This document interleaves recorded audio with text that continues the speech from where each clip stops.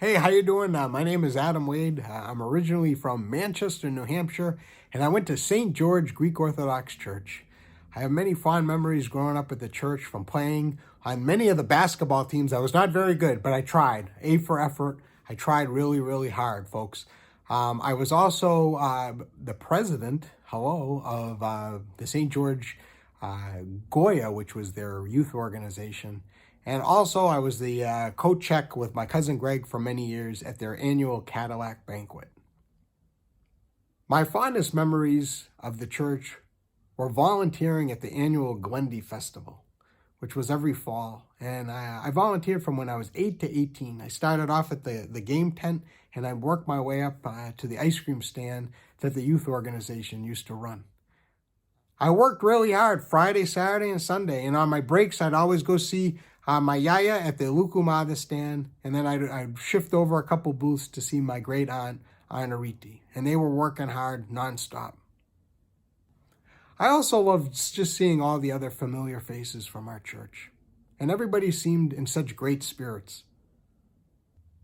Well, in the summer of 1997, it was the summer before my senior year of college, George Copadis, who was the president of the Greek Church, came to me and he had a bunch of VHS tapes. And he's like, Adam, I know you're into film and stuff. I'd love you to put together a documentary based on GLENDI.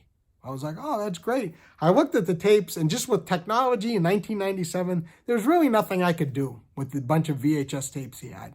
But I did make a promise to him. I said, George, I'm going to put this thing together for you. And he's like, great, thanks.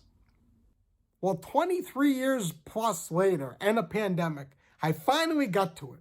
And technology caught up, and I'm really proud to say I've fulfilled my promise to George Copadis. This is GLENDI, a history. Enjoy.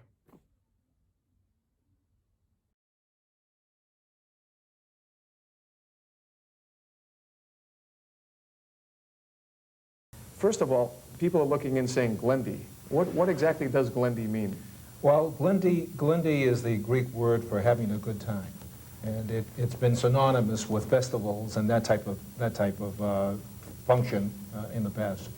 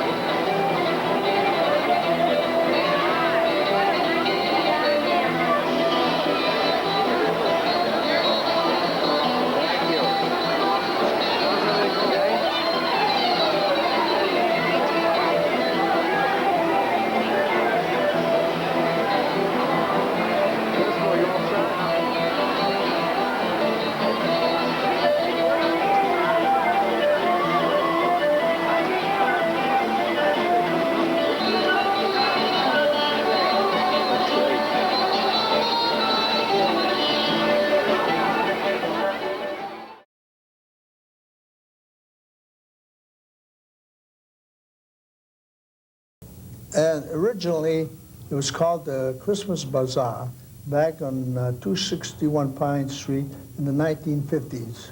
That's the year I was on the board of directors in the ladies' organization, also known as the Onigenesis. Every year in December, gave a Christmas Bazaar where they earned money to be used for the Greek school and Sunday school. In 1966, when we moved to the new community center, we decided money was needed to help pay off the building, so we called it the Harvest Bazaar.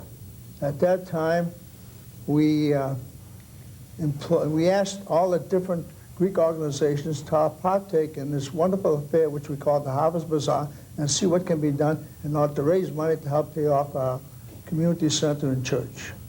We also had different booths which are not present now, like the post office booth we had, which was mainly people who travel all over the world would send packages back to the GLENDI, and at that time, people would buy those packages, not knowing what's in them, but knowing where they came from, and that was one way we also raised money. At that time, we also had dinners on Friday, Saturday, and Sunday night. Not the way it is now. Now, if you want to, I can continue further and tell you how it became the GLENDI. Now, just to back up for 1 second, now you can have anything you want for dinner, whether it's chicken, lamb, stuffed peppers, etc. You're saying that in those days it was done differently? Yes, in those days, on Friday night, we had spaghetti. Saturday night, we had barbecue lamb. Sunday was a chicken dinner. It was all given inside the community center itself, because we weren't that big yet to facilitate and cater to about 1,000 people. But in 1980, it was decided that we should start a new way of doing the Harvest Bazaar. The name was changed from Harvest Bazaar to GLENDI. Which we learned means good times? Which means good times. At that time, we rented tents, set them outside in our parking lots, and we was able to accommodate thousands of people. It was amazing the transition that took place from a small bazaar, Harvest Bazaar, to a big GLENDI.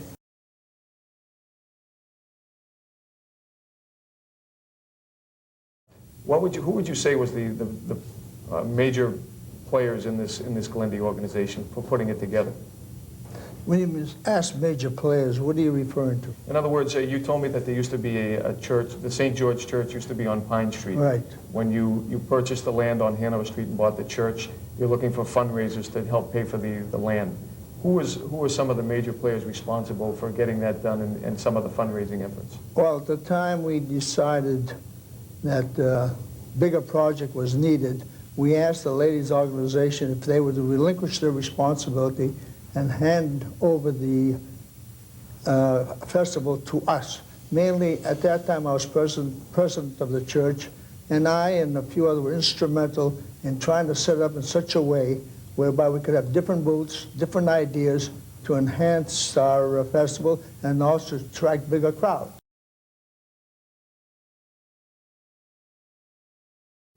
If people do attend the St. George Greek Orthodox GLENDI, what might they be able to learn about the Greek Orthodox religion?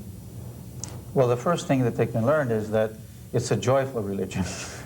And having a festival is very much part of the community life. In fact, these festivals, we can say, are an outgrowth of the festivals of the church.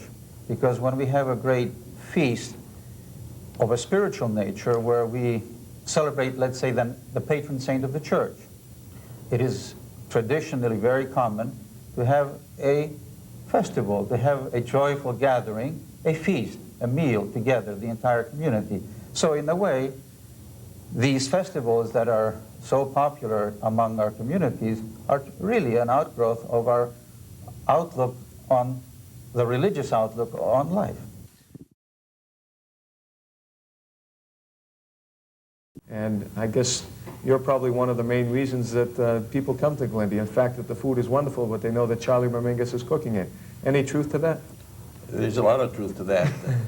I mean, I have to toot my own horn, but it's not so. I mean, there's a lot of other GLENDIs that do a lot of good food, and in the past years, of all the experience I had with the years gone by, you learn. We make mistakes, but we learn. We have a beautiful chicken that we do, and Bill Dongus, who assists me in the kitchen, that does a wonderful job with the chicken, and we added shanks, and the shanks go better than anything else that ever you would think of. A piece of shank on a bone, and it's delicious. And of course, we make the pitis that are there, and the pasticcio, and thousands of meatballs, and grape leaves, and stuffed peppers that we added on, and the list goes on and on. It's almost like a complete line in a restaurant. It's like going into a gourmet restaurant. I keep figures from one year to another, like how many meatballs I used last year, I get it down to a science. Stuffed peppers, I get it, and the chickens every year I buy the same, and a lot of people do not like to eat meat, so they eat the chicken, and the shanks. Every year we keep adding shanks and keep adding shanks, and pita and pasticcio we do like maybe 5,000 pieces of pita. Wow. And about 4,000 or 5,000 pieces of pasticcio, and the pasticcio takes an awful long time, and it's a lot of hard work to make. And these ladies go out there and make it right before the GLENDI, and we're ready to go. Wow, that's wonderful. I got the stitcher for you. Go ahead, Jimmy, and pick up the stitcher when you come back, all right?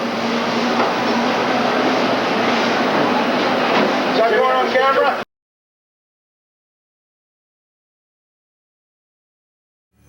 Here we are live in the pit with Dinah Zakopoulos, the man responsible for barbecuing tons of lamb for St. George Greek Orthodox GLENDI. Dinah, if you can just fill us in, how many pounds of lamb do you cook for GLENDI? About 2,500 pounds of clear meat. And that's for the entire weekend, Friday, Saturday, Sunday? Sometimes we run out, we have to get more. Wow. And generally, what is the procedure? How many guys do you have working for you? Who skewers, that type of Well, thing? we have about 9 guys in here, about 6 guys skewer, 2 guys on the pit, and 1 guy mixing the meat. Keeps us going all day long. That's not bad. Yeah, generally, you think of, the guys who skewer must have some pretty big hands, because this is the skewer that they use, folks. It's not the little skewer that you and I use at home in a little barbecue pit, but this is the skewer that they do use. Actually, if you can hold this for me. Generally, how many pieces of meat do you get? 60. Now, I see you've got the 3 pits behind us here. How many pounds of charcoal do you generally use on this? Well, we have about 55 bags. We use just about all of them for the 3 days. Yeah. And this is Operation Central right in here. Yeah, this is going all day long. We never stop on Saturday once we get going. Now, once the meat is cooked, do you have, what happens from there? Where do they put the meat?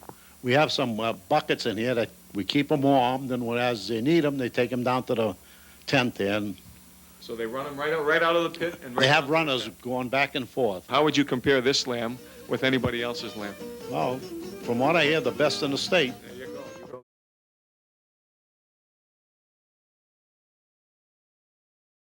It must be total chaos in that kitchen trying to prepare food for these hundreds of thousands of people. Not really.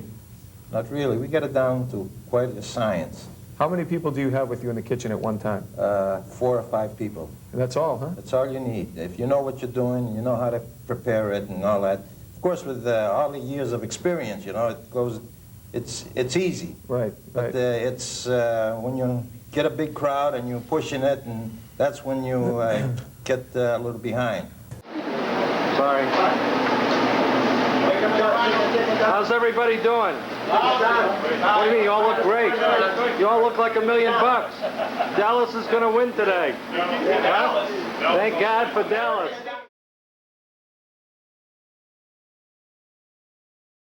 Probably one of the basic reasons that people come to GLENDI is because they enjoy Greek food. I think probably that's the prime reason for coming. And beyond that, the Greek pastry. I think that we produce probably the best pastry that I've ever had in this area.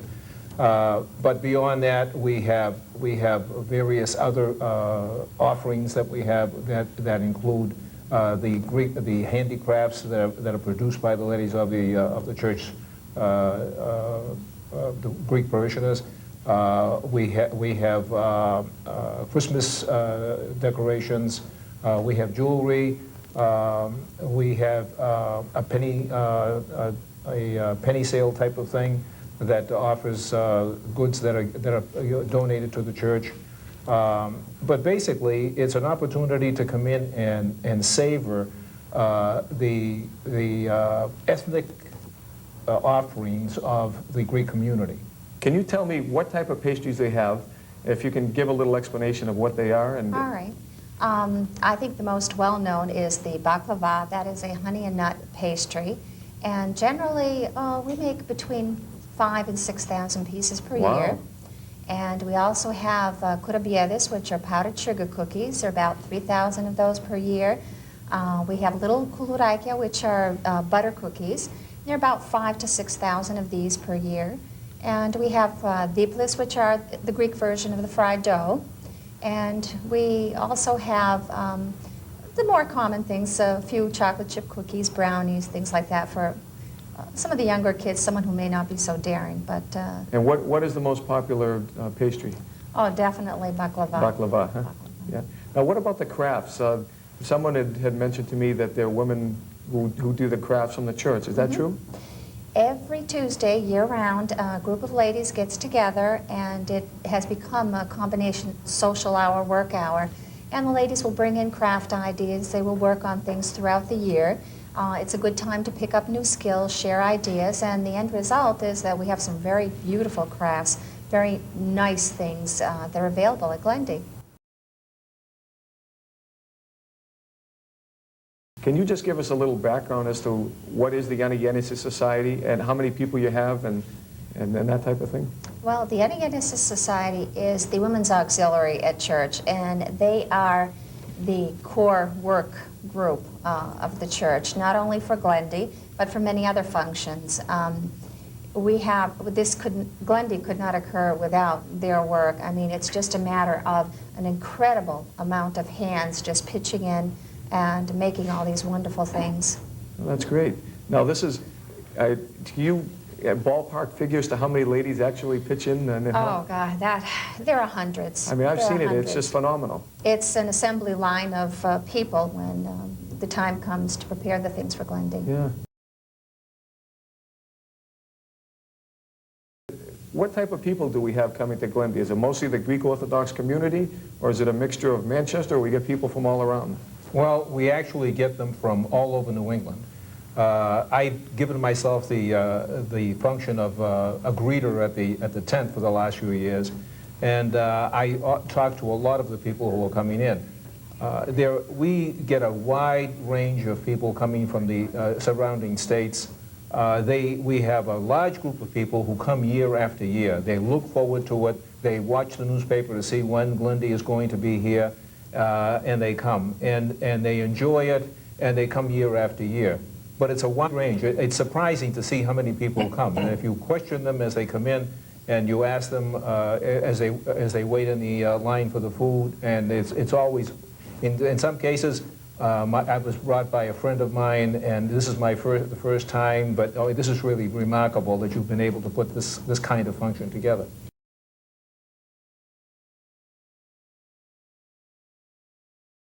Now, also, as co-chairman of GLENDI, what do you recommend to somebody who may be coming to GLENDI for the first time, or somebody who's been there in the past? Where do you recommend that they go first? Well, what I would say is as you come in under the church, onto the church grounds, the first place I would recommend to go would be under the church tent, under the big tent that sits on the Hanover Street side. Under that tent, we have a huge display of food, and what I would do is I would try to get a sampling of a lot of the different foods there and sit down and enjoy yourselves under there, and then from there you can go out and enjoy some of the dancing that will be taking place on both Friday and Saturday night.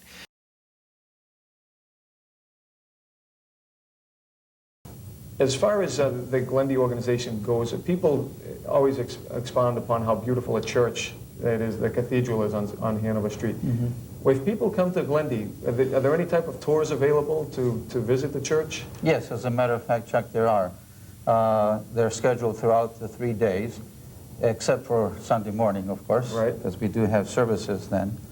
But there are opportunities for groups, small groups, to enter into the church and to be told about the church by one of the members.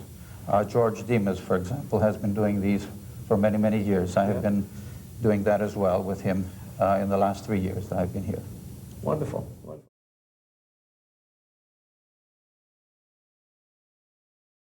The Greek Orthodox religion is fascinating. A lot of ties to the old Greek days.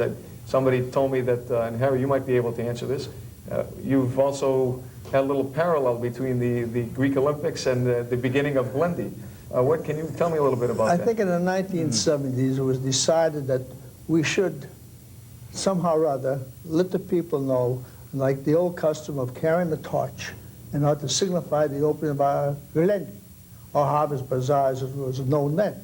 So how it was decided, we got about 4 young men who would go to the city hall, light a torch, and they'd all partake in going first of all from City Hall by the old, or by Pine Street where the old church was, then to the Assumption. At the Assumption, they would change runners, whoever carried the torch, but the others would still go along. From there, they'd go to the St. Nicholas Church, and then from St. Nicholas Church, change runners, change the torch holder, and come into the church. And it was amazing how the people gathered to watch them come. There was about 4 runners, all young men, and it was impressive, very impressive upon everybody who was there. That's wonderful. So basically, the torch as it signifies the opening of the Olympics, also signifies the opening of Glendy. It does, yes.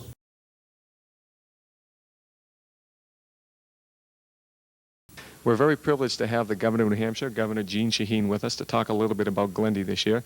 Governor, first of all, thank you very much for giving us the time. Well, I'm delighted to be able to talk to you. Glendy is one of my favorite events, and so it's nice to be able to promote it. Well, thank you. And just a quick question. In terms of New Hampshire, September must be an exciting month for you. We have the Deerfield Fair, there's Riverfest, and sandwiched in between is Glendy. Where do you see Glendy fitting in terms of New Hampshire's entertainment events? Well, I think one of the things that is important about New Hampshire is our cultural heritage and the fact that we do have a number of different groups ethnic groups who bring to the state the strengths from their home countries. And obviously the Glendy celebrates Greeks and the Greek faith and the Greek heritage. And so it's nice to have that festival here so that we remind everybody about the importance of the Greek heritage.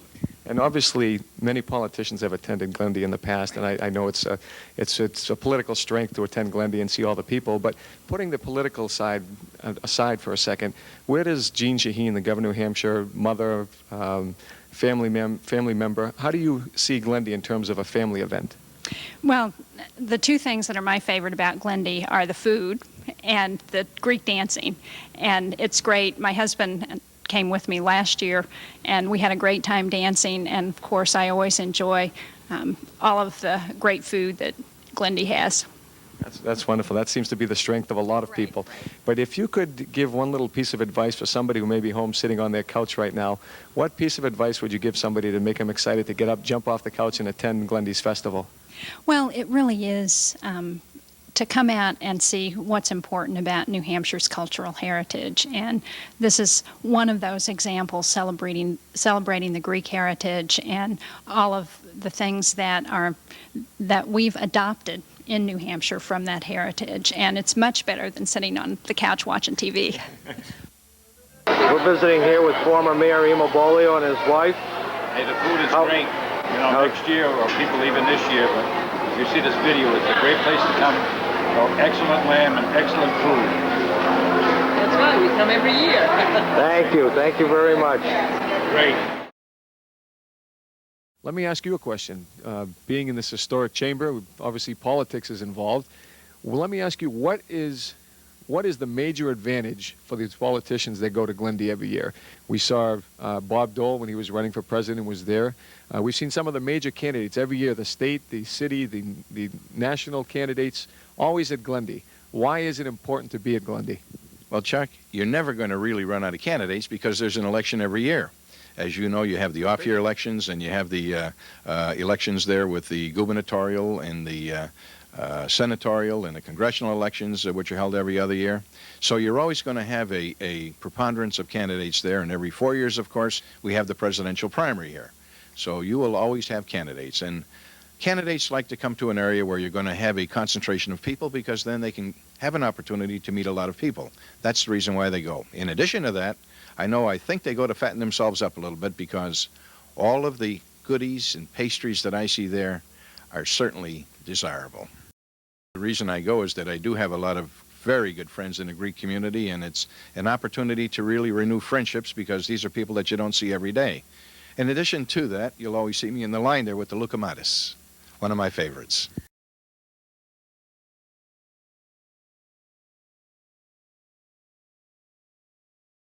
You generally find that year after year it's the same people making the same things, organizing the same things?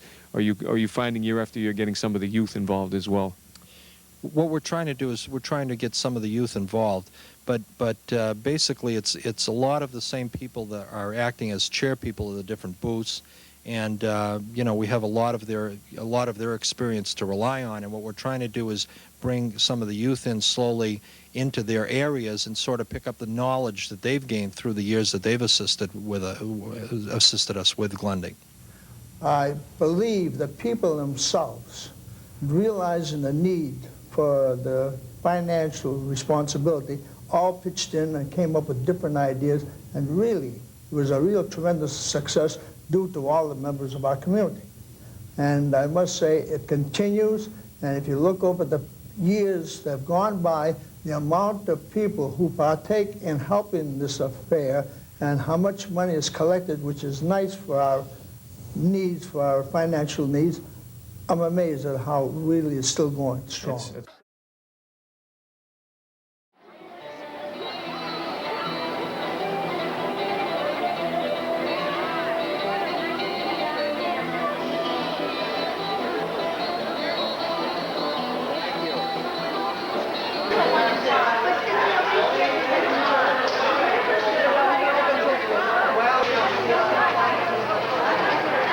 George, say it again.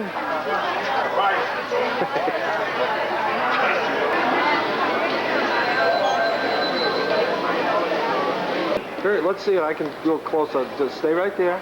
Turn to your side now. I love it.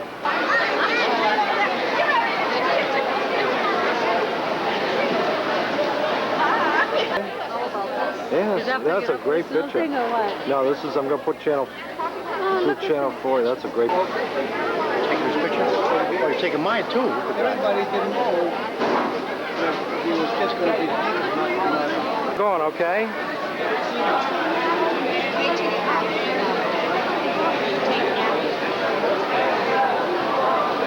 Desmo, you all set? Mr. Rao, anything else you want? From that side of the tent, right here, you're going to intertwine with the people there. These three Don't think too many of me. I don't. Please, George, I'm serious. What a nice beyond man on Very good, yes. Thank you. How's everything?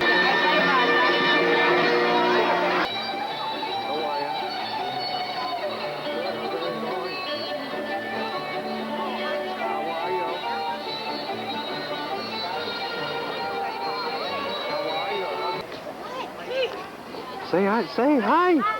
How are you? Good. You haven't said.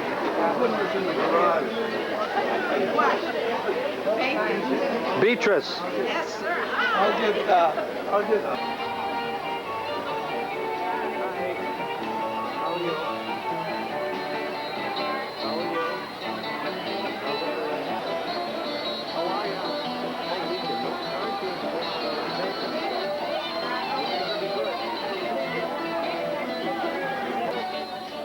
You sure? Okay. And what is that you're wearing? Why don't you stand up and show us? I have my apron on. So here I am. I'm welcoming all my friends to GLENDI. See you at the GLENDI this year.